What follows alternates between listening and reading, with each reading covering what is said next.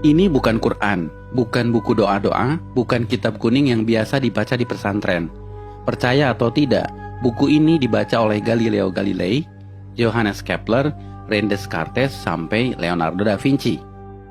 Judul aslinya dalam bahasa Arab adalah Al-Manazil, tapi kemudian diterjemahkan ke bahasa Latin menjadi Book of Optics. Ini adalah buku sains paling berpengaruh dalam sejarah sains di Eropa, bahkan seluruh dunia dalam bidang optik. Tanpa buku ini, mungkin sekarang tidak ada yang namanya kamera. Menariknya, buku ini usianya lebih dari 1000 tahun, tapi sampai sekarang masih relevan. Amazing is that we, all around the world, we talk about Newton as being the father of optics, and yet here we are, 1,000 years ago. Siapa penulis buku ini? Orang Barat menyebutnya Al-Hazen, sebutan Latin untuk Al-Haytham.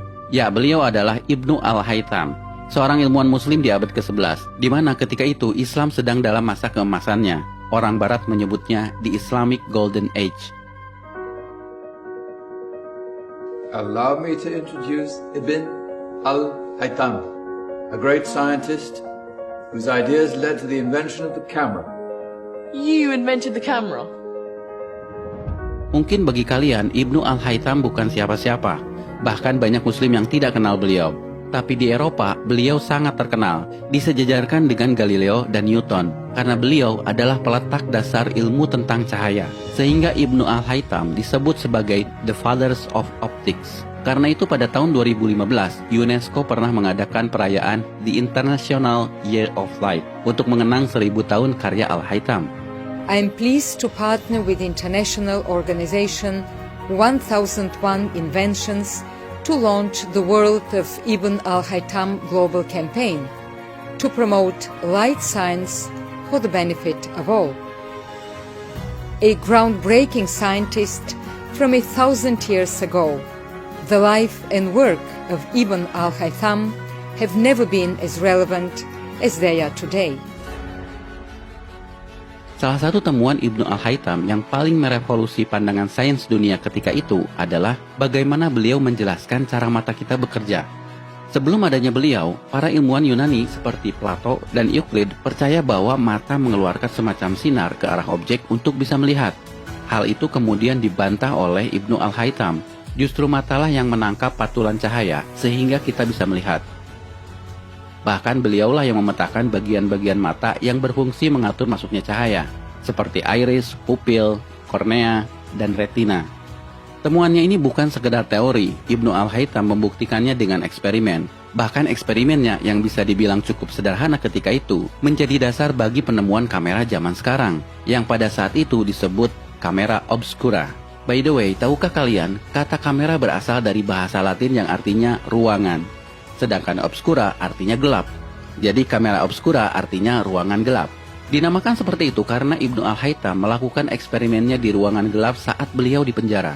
Beliau di penjara karena penguasa Mesir pernah memanggilnya untuk mengatasi banjir Sungai Nil. Namun usahanya dianggap gagal dan sang raja marah, lalu memenjarakannya.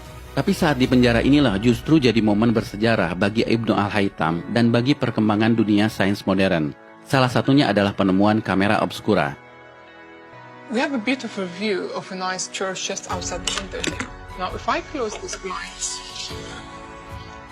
through this pinhole I created in this blind, I'll be able to capture an image of this church on this transparent screen.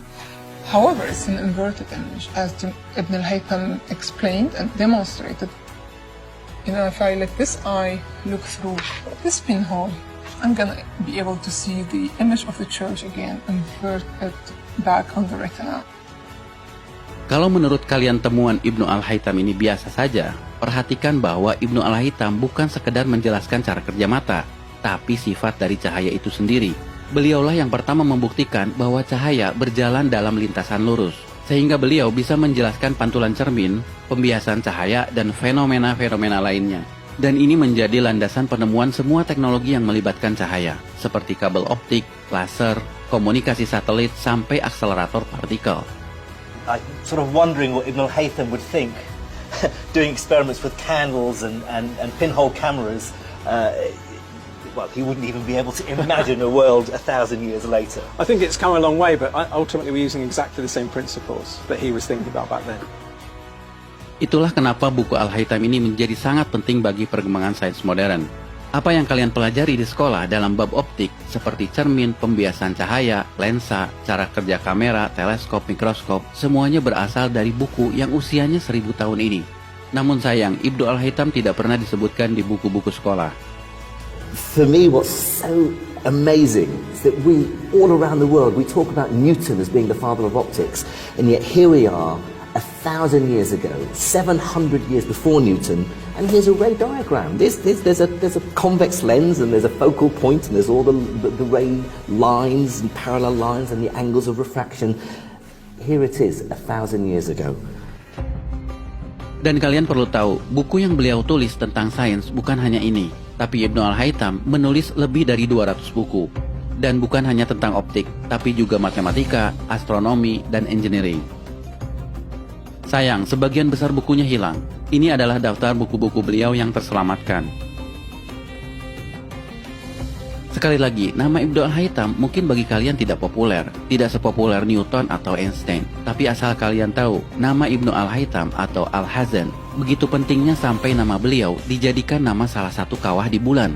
Dan beliau juga diabadikan dalam mata uang Irak, 10.000 dinar. Dan ini adalah film yang diputar di perayaan di International Year of Light, kerjasama UNESCO dan 1001 Invention. Sebuah film yang mencoba menggugah kesadaran kita bahwa ada peran peradaban Islam dalam sains modern.